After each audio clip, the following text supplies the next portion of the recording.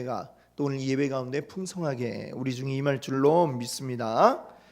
오늘 여러분과 함께 나눌 은혜의 말씀 제목은요, 이단을 용납한 교회 두아디라 교회. 이단을 용납한 교회 두아디라 교회. 이 두아디라 교회에 대해서 오늘 함께 또 말씀을 나누고자 합니다.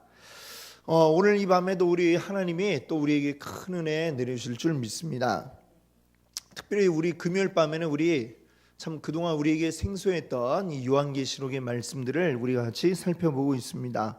이 요한계시록의 본문의 그 내용을 크게 네 부분으로 이렇게 덩어리를 나누었습니다. 나눈 그 기준은 여기 보니까 사도 요한이 성령에 이끌려서 계시를 받은 그 이야기를 네 차례에 걸쳐서 하고 있고, 쭉 그 계시를 본 내용들을 쭉 이야기하고, 그 다음에 또 다른 계시를 본 내용들, 그래서 네 번의 이 계시를 본 내용들이 나옵니다. 그래서 이제 그 네 가지로 해서 이제 우리가 크게 넷으로 이제 구분을 했고요. 그 다음에 우리가 지금은 그 중에 첫 번째 부분인 1장 9절부터 이제 보면은 그 첫 번째 계시 받은 내용이 나오고 있죠. 그 내용들을 우리가 함께 보고 있습니다. 1장에서는 어떤 내용이었나요?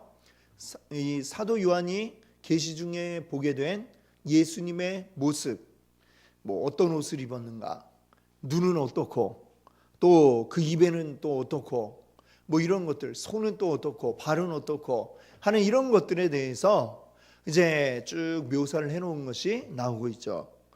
그 모습들은 이제 예수님이 어떤 진짜로 딱 본 겉모습이라기보다도 예수님이 어떤 분인지를 나타내고 표현해주는 그러한 모습들이다, 이렇게 이야기를 드렸습니다. 자, 그 모습들이 보면 이제 2장 3장에 나오고 있는 소아시아의 7교회들에게 말씀하실 때에 그 교회의 상황과 관련된 이제 주님의 그 모습이 함께 드러나는 것을 우리가 볼 수 있습니다. 자, 오늘은 이제 우리가 그 소아시아 7교회 가운데에 우리 두아디라 교회에게 하시는 그 말씀을 우리가 함께 보고자 합니다. 우리 그 지도를 한번 볼까요? 지도를 보면 소아시아 7교회 그 지도 모습이 나오잖아요. 이렇게 보시면 이렇게 쭉, 이게 말하자면 우리 식으로 하면은 외곽순환도로 같이 딱 이렇게 쭉 한 바퀴 돌면서 이제 이렇게 되는 게 지금 이 7교회들이고, 그 시내에도 굉장히 길이 잘 닦여져 있고 여러 가지로 이제 교통이 편리한 그런 대도시들이었다, 이렇게 말할 수가 있습니다. 이 대도시 가운데에 특별히 이제 우리가 지난 시간에는 에베소교회, 서모나교회, 버가모교회 이렇게 살펴보았고, 지금 이제 순서가 이렇게 쭉 차를 타고 이제 올라가면서, 그 다음에 이제 가는 데가 두아디라 교회가 되겠습니다. 두아디라 교회를 보니까 그동안의 세 교회들은, 앞에서 보았던 세 교회들은 어때요? 이 바닷가에 있는, 바다를 끼고 있는 항구 도시들이었다라고 한다면, 여기 두아디라 교회는 내륙으로 이제 들어와 있는, 내륙에 있는 도시다, 이렇게 이야기할 수 있습니다. 그리고 이 버가모 교회가 지난 주간에 이제 말씀드릴 때에 이 소아시아 지역의 이제 수도의 역할을 했던 도시라고 했는데, 여기에서 이제 남동쪽으로 조금 이렇게 떨어져 있는 가운데 있죠. 이 거리가 약 64km 정도 되는 거리라고 합니다. 그러니까 만약에 이쪽에서 누군가가 이제 탁 침략을 해온다 하면은 이 수도를 방어하기 위한 이제 첫 번째 방어 기지로 이 두아디라가 사용이 되는, 이 두아디라라고 하는 지역이 그렇습니다. 또 여기 4대 지역하고도 이제 가까운, 여기는 한 56km 정도 떨어져 있다고 그래요. 이런 지리적인 위치상 볼 때에 좀 항구는 아니지만 항구들하고 굉장히 가깝게 이렇게 연결이 되는 그러한 길을 가지고 있습니다. 그 이점을 활용해서 이 두아디라라고 하는 도시는 주로 이제 배로는 주로 어떤 것들이 들어오고 있습니다. 가공을 하지 않은 그런 원자재, 이런 것들이 이제 많이 들어오겠죠. 그러면 그것을 가지고, 그것을 운반에다 두아디라에서는 말하자면 그걸 이제 가공해서 만드는 여러 가지 그 공장들, 우리식으로 요즘식으로 얘기하면 그런 공장들이 많이 있는 곳이 바로 두아디라였다라고 이렇게 이야기를 합니다. 그래서 이 두아디라 지역에는 이 원산물을 가공해서 판매하는 그런 어떤 많은 일을 하는 사람들이 많이 있었고, 그런 사람들이 자기 하는 일을 따라서 어떤 조합을 만들어 가지고 조합 활동을 하는 그런 일들이 많이 있었다고 그래요. 그래서 이 두아디라 지역에 남아 있는 어느 한 비문을 보게 되면 거기에 어떤 글들이 적혀 있냐면 많은 그 조합들의 이름이 적혀 있다고 그래요. 뭐 양털 제조업자, 또 세마포 직조공, 또 겉옷 제조업자, 또 염색업자, 가죽 제품 상인, 또 토기장이, 또 빵 제조업자, 그리고 농예 상인, 그리고 세공업자, 이런 아주 다양한 직종들의 그런 조합들이 있었다라는 기록이 그 두아디라 지역에 남아 있는 그 비문에 글들이 새겨져 있다라고 합니다. 일찍부터 그러니까 말하자면 자기들끼리의 그런 이익 단체라고 이렇게 이야기할 수 있겠죠. 예, 그 같은 업종끼리 이렇게 모여가지고 어떤 이익 단체들이 이제 형성이 되었습니다. 특별히 이 두아디라에서 유명한 것이 있는데 그는 뭐냐면 바로 염색 기술이 아주 여기는 뛰어났다고 그래요. 이제 그 시대에 가장 비싼 옷감이 뭐냐면 자주색 옷감입니다. 자주색. 이런 옷감은 아주 비싸기 때문에 주로 아주 왕이나 자주색 옷이라는 것 자체가 거의 왕이나 입을 수 있는, 또는 왕의 버금가는 굉장히 돈이 많은 귀족들이 입는 옷이 이 자주색 옷감이었는데, 이 보통은 조개에서 이 자주색을 추출을 해가지고 염색을 했다고 그래요. 근데 그거보다 더 아주 색깔이 선명하게 나오는 기술을 이 두아디라 지역은 가지고 있었습니다. 어떤 그 식물에서부터 추출을 해가지고 염색을 하는 기술이 있었는데 그게 아주 정말 질이 높은 그런 염색이었다고 해요. 그래서 우리가 잘 아는 그 사도행전 16장에 보면 빌립보 지역에 바울이 갔을 때에 가장 먼저 복음을 받아들였던 사람 혹시 누군지 기억나십니까? 이름은 루디아인데 뭐라고 이제 그 앞에 붙어 있냐면 자주장사 루디아라고 이렇게 되어 있죠. 이 자주장사, 즉 자주색으로 물들인 옷감을 파는 일을 하는 굉장히 아주 비싼 그 옷감을 파는 사람이었습니다. 근데 이 루디아가 어디 출신이냐? 바로 이 두아디라 출신이었다는 거죠.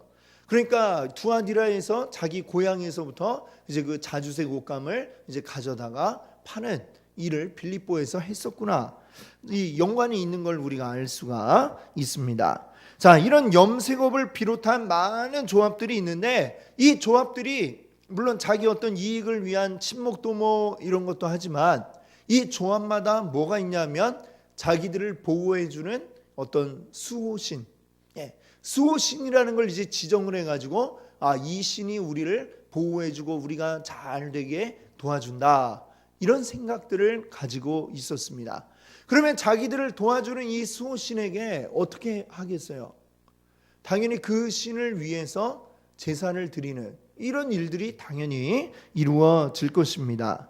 그래서 이 수호신을 위한 이 제사를 날을 정해가지고 그 조합원들이 다 모여가지고 그 신을 위해서 제사를 드리고, 그리고 같이 함께 식사를 하기도 하고, 그리고 이방 신에게 제사하는 이런 일들에는 항상 뭐가 같이 따라오느냐 하면 이 음행이 같이 따라옵니다.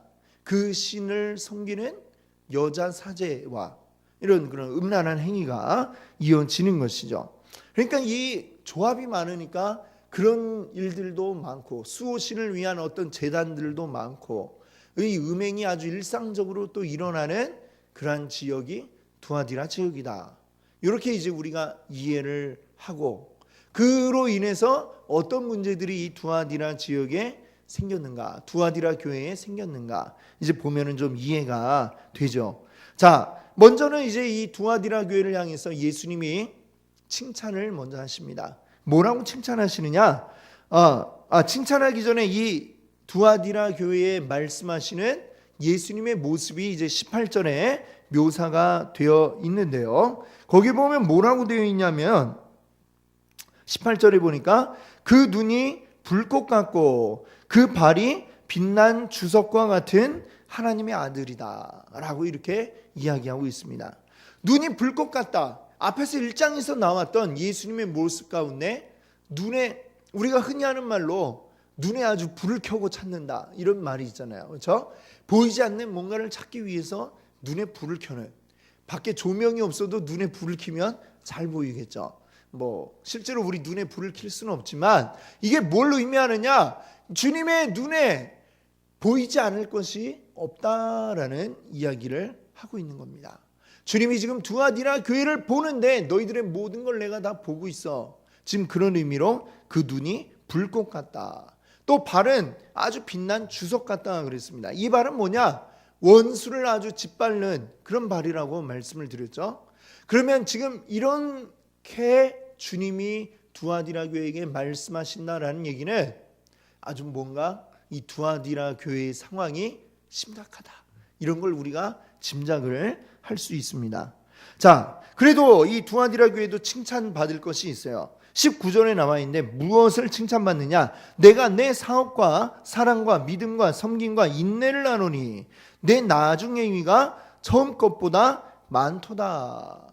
예, 아주 좋은 칭찬을 해주셨습니다. 이 두아디라 교회 성도들이 했던 사업과 또 사랑과 믿음과 섬김과 인내, 이런 것들이 얼마나 너희들이 잘하고 있는지 주님이 아신다라고 이렇게 말씀하셨어요. 특별히 그 뒷부분에는 뭐라고 얘기했습니까? 내 나중 행위가 처음 것보다 많다. 자, 이 얘기는 아주 정말 특별한 칭찬이다라고 생각이 되어집니다. 두아디라 교회의 믿음은 말로만 하는 그런 믿음이 아니라 행함이 있는 믿음이었다라고 하는 것이죠. 그들이 말로만 이렇게 떠드는 게 아니라 행함으로 그 믿음을 보여주었는데, 처음에 너희들이 행했던 그것보다 나중에 되어서 하는 게 훨씬 많아졌다. 이 얘기는 무슨 얘기입니까? 그들의 믿음이 그만큼 더 성장하였고 그 성장한 믿음만큼 더 많은 행위, 좋은 일들을 했었다라는 것을 보여주고 있는 것이죠. 그러니까 여기까지만 보면 참 아주 정말 우리가 본받아야 할 아주 바람직한 모습을 보여주고 있습니다. 우리들도 역시 입으로만 믿는 믿음이 아니라 행함이 있는 우리의 삶으로 보여지는 이러한 믿음을 우리가 보여야 하고, 그리고 오늘보다 내일이 더, 내일보다 모레가 더 점점 더 커지는 이러한 믿음이 우리 가운데 나타날 수 있기를 바랍니다. 아멘. 자, 이 두아디라 교회에서는 이제 이런 부분을 우리가 배워야 하는 것이죠. 그런데 그 한 절의 칭찬 뒤에 계속해서 이 주님은 두아디라 교회를 책망하십니다. 자, 뭐라고 책망하시느냐? 참 앞에 나왔던 좋은 칭찬이 아주 무생할 정도로 계속해서 다른 교회들보다 분량도 많아요. 그렇죠? 그 많은 분량이 대부분을 이제 책망으로 가득 채웠습니다. 20절에 보니까 어떤 잘못을 저질렀느냐? 자칭 선지자라는 여자 이세벨을 내가 용납함이니. 자, 이게 뭐냐? 잘못된 교훈이 그 두아디라 교회 가운데 있었고 그것을 용납하였다라는 이야기를 하는 것이죠. 어떤 잘못된 이단적인 교훈을 그들이 받아들였다, 내버려 두었다라고 하는 점에 있어서는 우리가 지난주에 보았던 버가모 교회와 비슷한 면이 있습니다. 버가모 교회는 어떤 게 있었죠? 니골라당이라고 하는 그런 이단의 무리가 있었습니다. 그리고 이 두아디라 교회는 이세벨이라고 불리우는 그런 이제 여자 자칭 선지자라고 하는 자가 있어서 사람들을 아주 그 거짓말로 넘어지게 하는 이런 일들을 했다라고 하는 것이죠. 이 요한계시록이 적혀지던 시대, 아직 주님께서 이제 십자가를 지시고 죽으시고 부활하셔서 승천하신 지 아직 채 100년이 되지 않는, 그때 주님의 가장 이제 나이 어린 제자였던 요한이 아직 살아서 이 글을 쓰고 있으니까 지금 예수님 이후로 시간이 그렇게 오래 흐르지 않은 시간입니다. 이때에 근데 교회는 굉장히 급속도로 빠르게 교회가 생겨나고 이 복음이 확장되어져 가고 있었습니다. 근데 그 복음을 너무나도 잘 알고 있는 이 요한과 같은 사도들의 숫자는 굉장히 작죠. 12명, 바울 포함해도 13명. 자, 그들이 복음을 전하고 제자를 세워나가지만 어쩌면 세워지는 제자의 수보다도 더 많은 교회들이 세워지고 있던 그러한 시대입니다. 너무나 많은 곳에 복음이 빨리 퍼져나가다 보니까 그곳에는 검증되지 않은 사람들이 나타나기 시작을 한 거죠. 그들은 성경이 이야기하는, 그리고 예수님이 말씀하셨던 복음의 진리를 이야기하는 게 아니라 자기 생각이나 또는 이전에 있던 어떤 사상과 이 복음을 결합해 가지고 자기식으로 바꾸어 버린 이런 것들을 주장하는 자들이 많이 있었습니다. 말도 안 되는 그런 주장을 하는 사람들도 있었던 것이죠.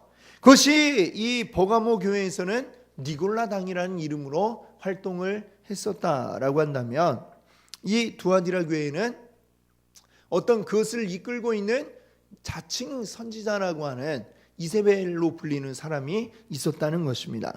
자, 이 두 교회의 모습이 비슷한 면이 있는 것 같지만 조금 차이는 있습니다. 지난주에 버가모 교회에 대해서 말씀드릴 때 버가모 교회가 이 니골라당을 계속해서 용납하였던 그 이유는 뭐냐? 계속해서 두었던 이유는 뭐냐? 그것이 어떤 사랑을 잘못 적용했기 때문이다라는 말씀을 드렸습니다. 무슨 얘기냐면 그들이 잘못된 그 생각을 가지고 사람들에게 말하고 다니는데, 그러나 그것을 그냥 사랑으로 말하자면 덮어버리는 거죠. 근데 이게 잘못된 사랑이다라고 말씀을 드렸습니다. 진정한 사랑은 뭐예요? 잘못된 거를 계속 하게 내버려 두는 게 아니라 거기에서 돌아서게 만드는 게 이게 진짜 사랑인데, 이들은 사랑을 잘못 생각하고 그들의 마음을 불편하게 하려고 하지 않고 그냥 내버려 두었습니다. 그래서 그 버가모 교회 안에 니골라당이 아주 가득하게 되는, 잘못된 생각을 가진 사람들이 많아진 이런 잘못된 일들이 벌어지게 된 거죠. 자, 근데 이 두아디라 교회는 그것과는 조금 차이가 있습니다. 거기는 그냥 사랑을 잘못 적용해서 내버려 두다 보니까 이렇게 잘못하게 되었다라고 한다면, 이 두아디라 교회는 좀 약간 더 적극적으로 이것을 받아들인 그런 뉘앙스가 여기에 보여집니다. 뭐냐면 그 이세벨을 용납했다라고 하는 거죠. 용납했다. 그것을 그냥 받아들이고 수용했다라는 이러한 의미를 가지고 있는 것입니다. 자, 그렇기 때문에 이 버가모 교회보다 두아디라 교회의 사정이 사실은 더 나쁘다, 심각하다, 이렇게 이야기할 수 있는 것이고, 그러니까도 아마 이 예수님의 말씀이 두아디라 교회를 향해서는 더 많은 말씀을 하실 수밖에 없었다, 이렇게 보여집니다. 자, 그럼 이 두아디라 교회를 혼란에 빠뜨렸던 그 이단, 이것은 어떤 이단이었는가? 자, 보니까 우리가 이 이세벨이라고 그 우두머리를 칭하고 있습니다. 이세벨이 누구인지는 이 열왕기상을 보면 나오고 있습니다. 이세벨이 누구냐면 이 북이스라엘의 왕 아합 왕의 아내였던 사람이 이세벨이죠. 근데 그는 이스라엘 여자가 아니고 저 두로와 시돈이라고 하는 이방 나라의 왕의 딸이었습니다. 거기에서 이 이스라엘로 시집을 온 거죠. 근데 올 때에 이 이세벨은 아주 정말 뛰어난 믿음을 가지고 있었어요. 무엇을 믿고 있었느냐? 두로와 시돈에서 섬기던 바알과 아세라에 대한 믿음이 너무나도 뜨거운 사람이었어요. 그래가지고 북이스라엘로 오는데 그냥 자기 혼자 이렇게 오는 게 아니라 내가 이 북이스라엘에 이 바알과 아세라를 아주 가득하게 그냥 만들어야 되겠다, 아주 마음에 작심을 하고 그 바알과 아세라 선지자들을, 그 제사장들을 많이 데리고 왔습니다. 몇 명이나 데리고 왔어요. 우리가 선지자 엘리야 선지자와 그들이 갈멜산에서 싸우잖아요. 그때에 바알 선지자가 몇 명이냐면 400명, 아세라 선지자가 450명, 무려 850명이나 되는 우리가 한 그 10분의 1 정도로 한 85명을 데리고 왔다 해도 와 굉장히 많이 데리고 왔다 이럴 텐데 무려 850명이나 되는 선지자들을 데리고 왔으니까 북이스라엘에 아주 그걸로 쫙 깔아놨다 해도 과언이 아닐 겁니다. 그렇게 많은 그 자기가 믿고 있던 이방신의 선지자들을 데리고 와서 북이스라엘을 악하게 만들었던, 하나님으로부터 아주 떠나가게 만들었던 그런 악한 여자가 바로 이세벨이라고 이 열왕기상 말씀은 우리에게 이야기하고 있는 것이죠. 자, 근데 그가 이 이세벨이라고 불리우는 그가 어떤 모습을 하고 있냐면 자칭 선지자다라고 이야기를 합니다. 선지자는 어떤 일을 하는 사람이에요? 하나님의 말씀을 받아서 하나님의 계시를 받아가지고 그것을 증거하는 사람, 백성들에게 하나님이 이렇게 말씀하셨다라고 외치는 이런 역할을 하는 사람이 선지자입니다. 그런데 자,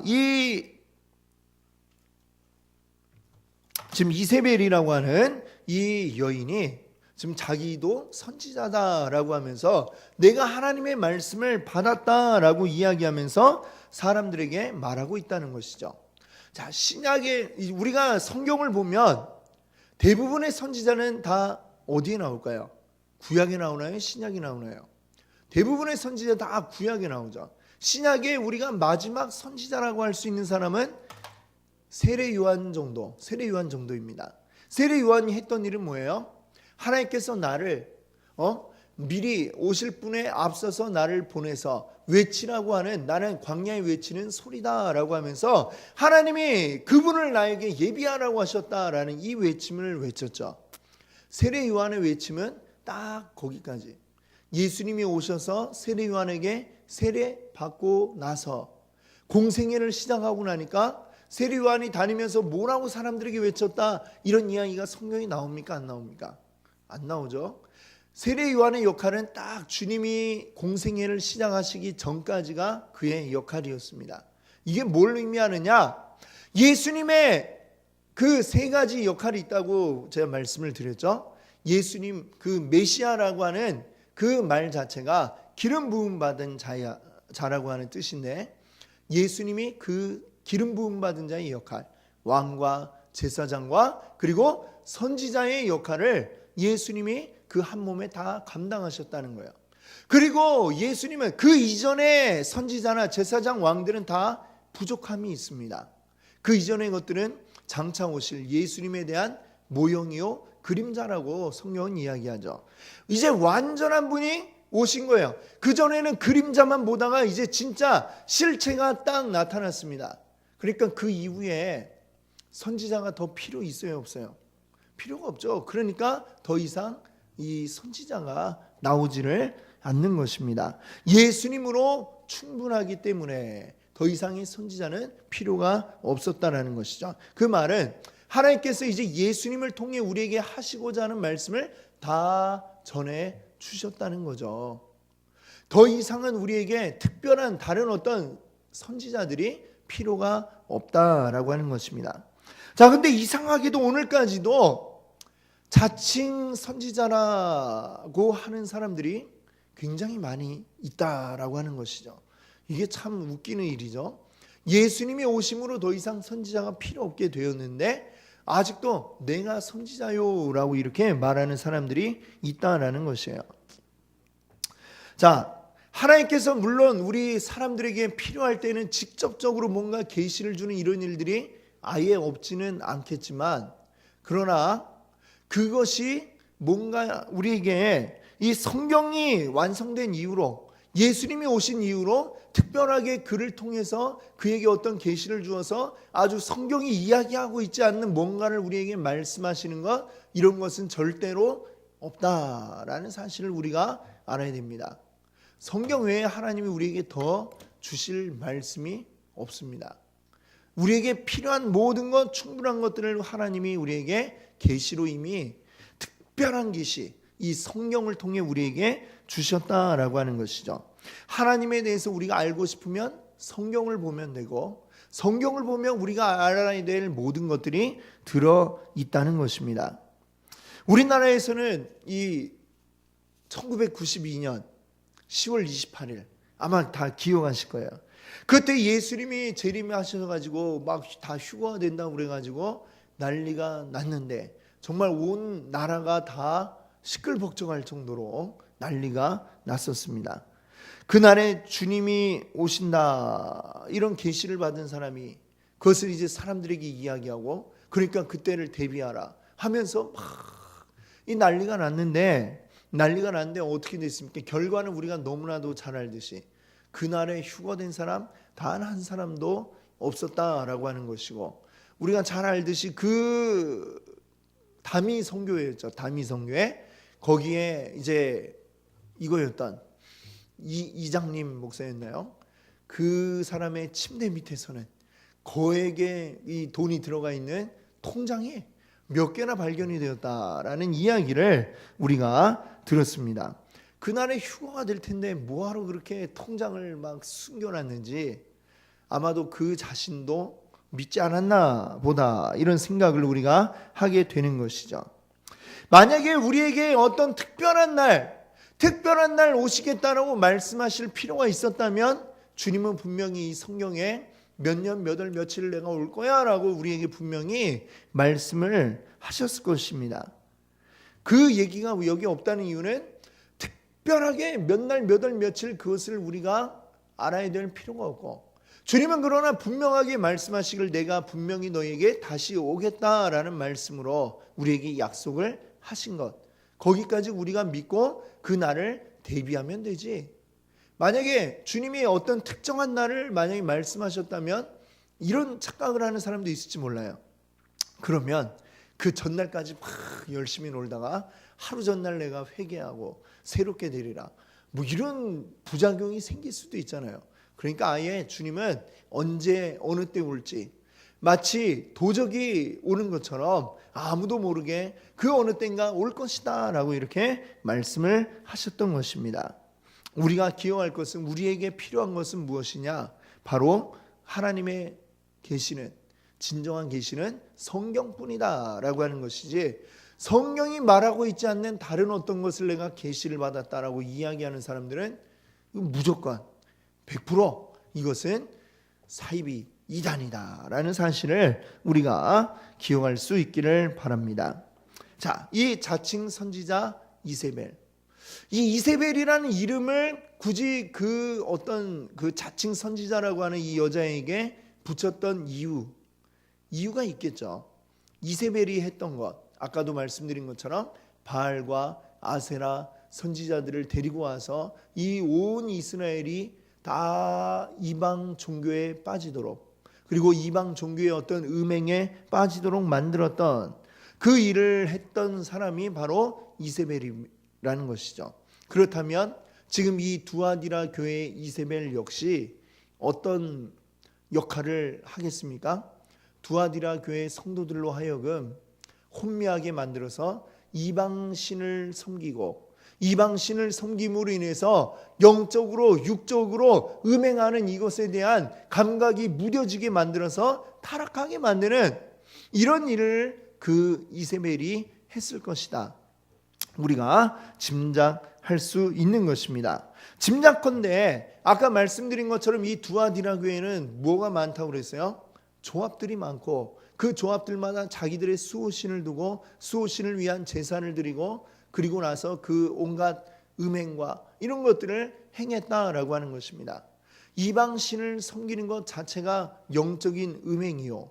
거기에서는 또 실제적으로 육체적인 음행의 일들이 일어나고 있는데 그것에 대한 어떤 경계의 마음을 다 허물어뜨린 거죠. 왜?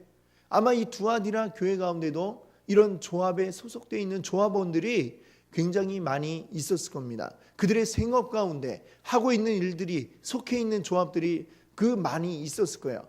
그러면 그 가운데 갈등이 얼마나 많이 있겠습니까? 난 여호와 하나님 예수 그리스도를 믿고 섬겨야 되는데 이 조합에서는 계속 그 어떤 신에게 자꾸만 이런 제사하는 이런 문제들이 충돌을 일으키게 되고 그것이 참 그 가운데에 믿음을 온전하게 지켜나가기 위해서는 굉장한 어려움과 때로는 그것으로 인한 불이익도 받아야 되는 이런 일들이 많이 있었을 거예요.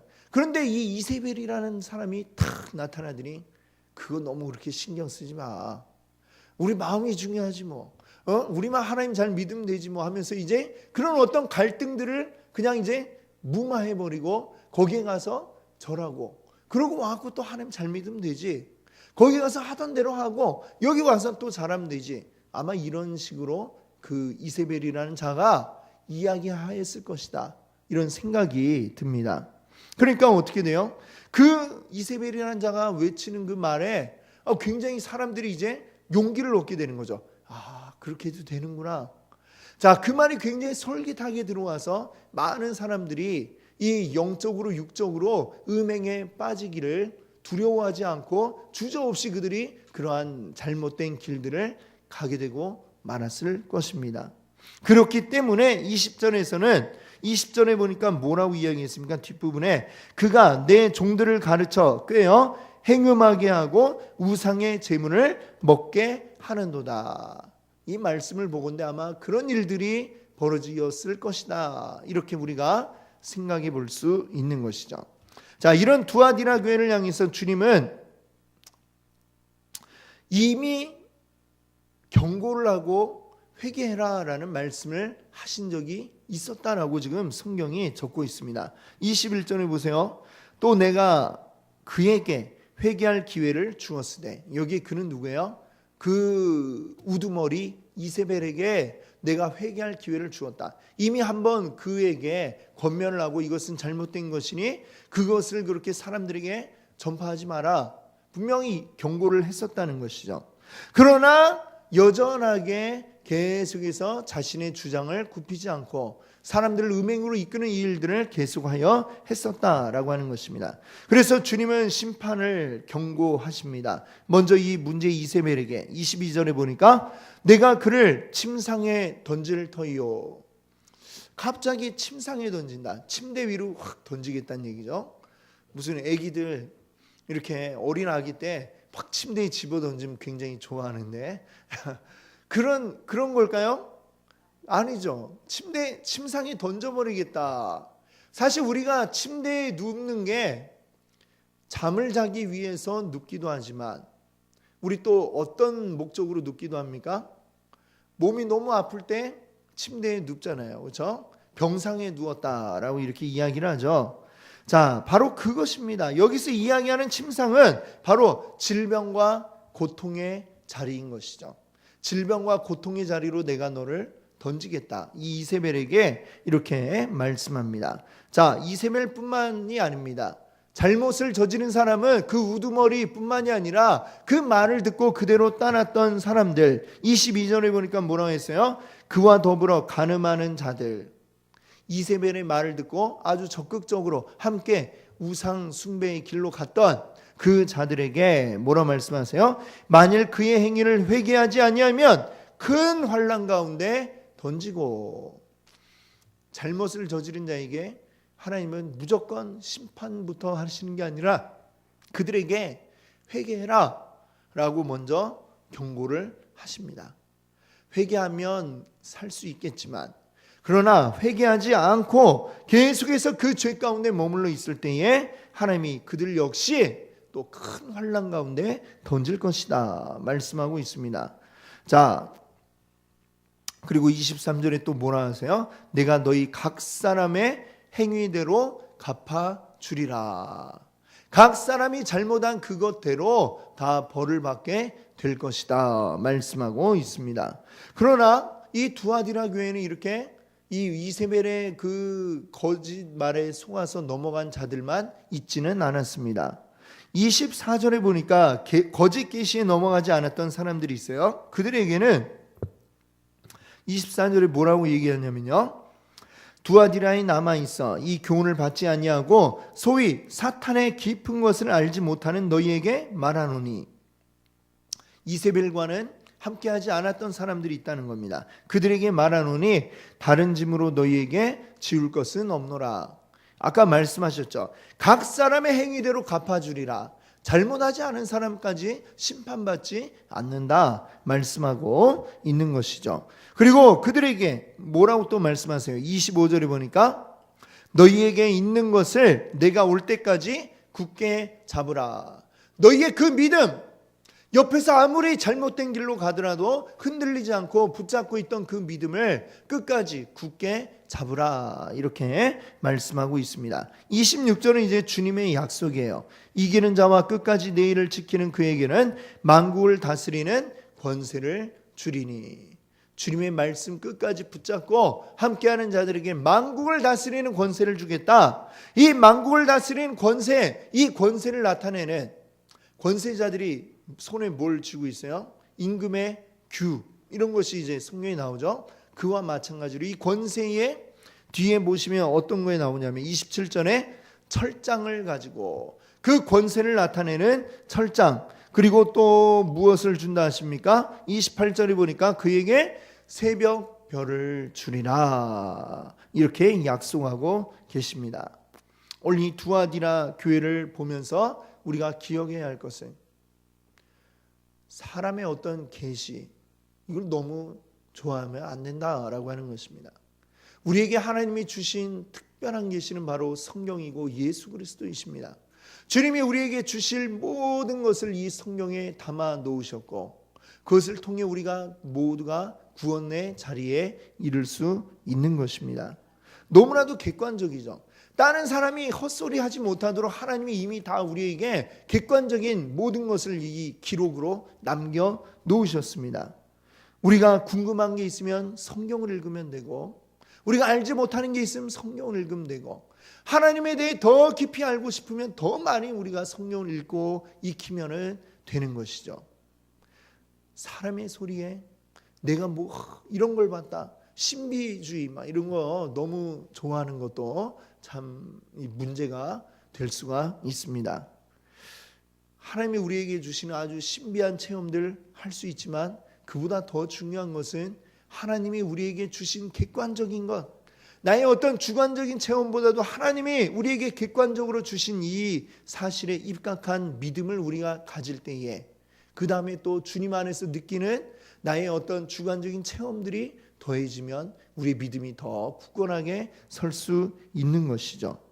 우리 이 성경이 그만큼 중요하다는 것을 오늘 깨닫고 주의 말씀 가운데 우리 먼저 빠져드는 그런 은혜의 경험들이 우리 안에 있기를 원합니다. 아멘. 함께 기도하겠습니다.